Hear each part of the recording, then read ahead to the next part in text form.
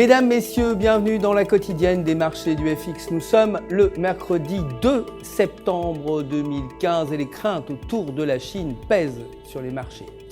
Wall Street a terminé la séance de mardi en baisse après la publication de chiffres en Chine qui ont alimenté les craintes que le ralentissement de la deuxième puissance économique mondiale ne freine la croissance mondiale.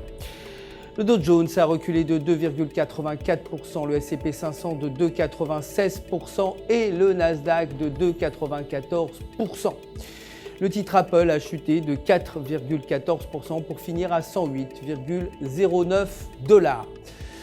Le dollar a fini en baisse face à la plupart des devises majeures après la publication de chiffres révélant que la production manufacturière des États-Unis avait enregistré sa plus faible hausse depuis plus de 2 ans. L'indice PMI pour le secteur manufacturier d'ISM a été inférieur aux attentes à 51,1 points contre 52,6 prévus. La variation du taux de chômage hors secteur agricole ADP devrait s'élever à 204 000 contre 185 000 précédemment.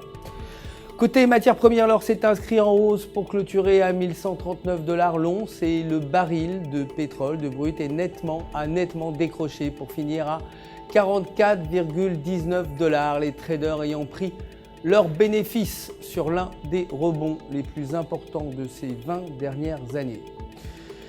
L'euro a perdu du terrain face au dollar après la publication d'un taux de chômage inférieur aux attentes à 10,9% contre 11,1% prévu techniquement. Selon le graphique de 4 heures, la paire se situe au-dessus de la ligne de support à 1,1199 avec un indicateur momentum supérieur à 0. Si la dynamique se poursuit, la paire pourrait atteindre 1,1500. Si elle repasse sous la ligne, la tendance s'inverserait et la paire retomberait près de 1,1000.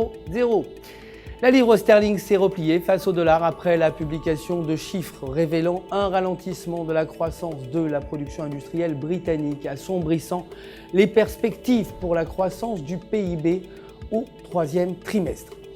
Techniquement, sur le graphique de 1 heure, la paire reste sous la tendance baissière avec un indicateur RSI inférieur à 50 points.